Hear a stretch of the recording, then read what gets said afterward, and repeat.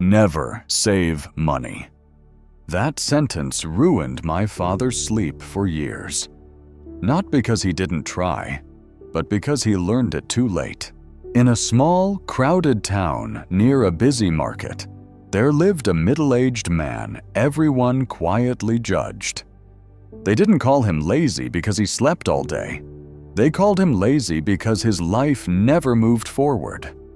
Every morning, he sat outside his small rented house, staring at the road, talking about plans he never started. "One day, I will open my own shop," he said. "One day, I will earn without struggling." But that day never came. People stopped listening. They stopped laughing too. They only looked at him with silent pity.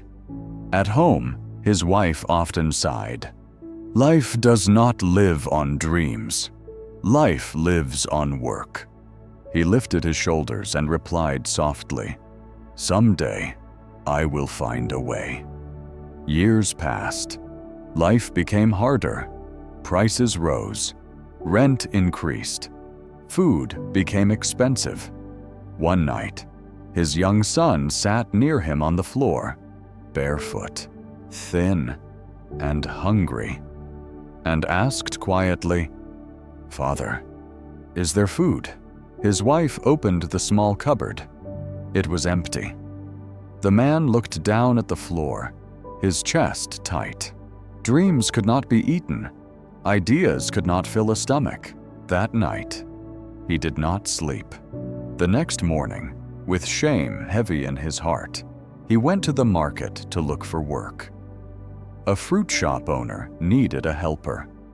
From that day, he worked at a fruit shop, lifting heavy crates, cleaning baskets, and standing under the burning sun. The work was cruel. His hands cracked. His back bent.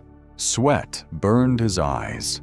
In the middle of the noisy market, he whispered to himself, "This feels like a chain." At night, he came home silent and exhausted. Dinner was small. Never enough. His son hugged him and asked, "What did they give you today, Father?"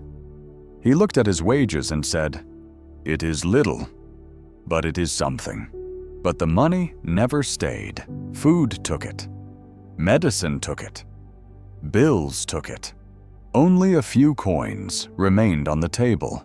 Week after week, the money came and went.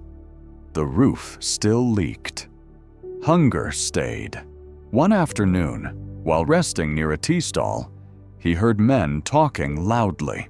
"The secret is saving," one man said. "If you save money, you are safe." Those words stayed in his head. That night, he found a large glass jar and hid it under the bed.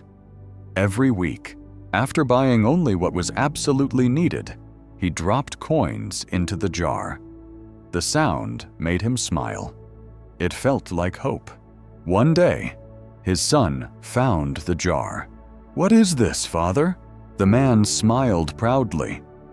"Our tomorrow," he said. But saving was painful. He did not buy new shoes even when the old ones broke. Food became smaller. Meals became slower. Plates were never full. One evening, his wife finally spoke with anger and tears. "What good is saving if we stay hungry?" He did not look up.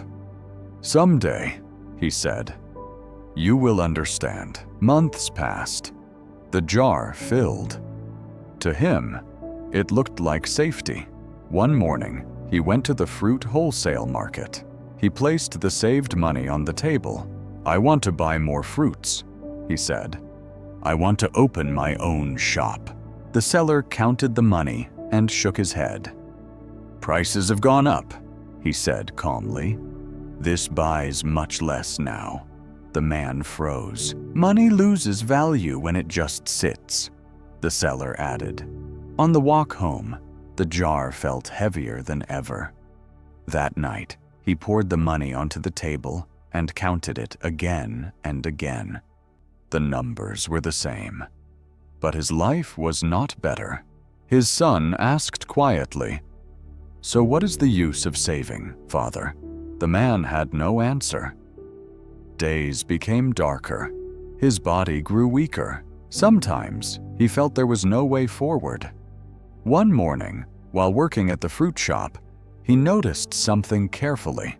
The shop owner was different. Every week, the owner bought more fruit, better quality, more variety. Sometimes profits were small. Sometimes nothing was left. But the shop kept growing. More customers came. More baskets were added. Another helper was hired. The man watched silently. One day, he finally understood. The owner was not just saving money. He was using it, putting it back into the business. That night, the man looked at his jar and felt regret. He wasn't protecting his future. He was freezing it. Slowly, he began to change. He stopped worshiping the jar. He saved a little, but invested the rest. He started small, buying fruit in small quantities, selling carefully, writing everything in a notebook. His son helped him. His wife watched in silence. Weeks passed. Customers slowly returned. The stall started to feel alive again. He bought better fruit, added a few more baskets. Small steps, but every step mattered. One afternoon, holding a fresh fruit in his hand, he said to his son, "This is worth more than money sitting in a jar. It feeds us. It grows.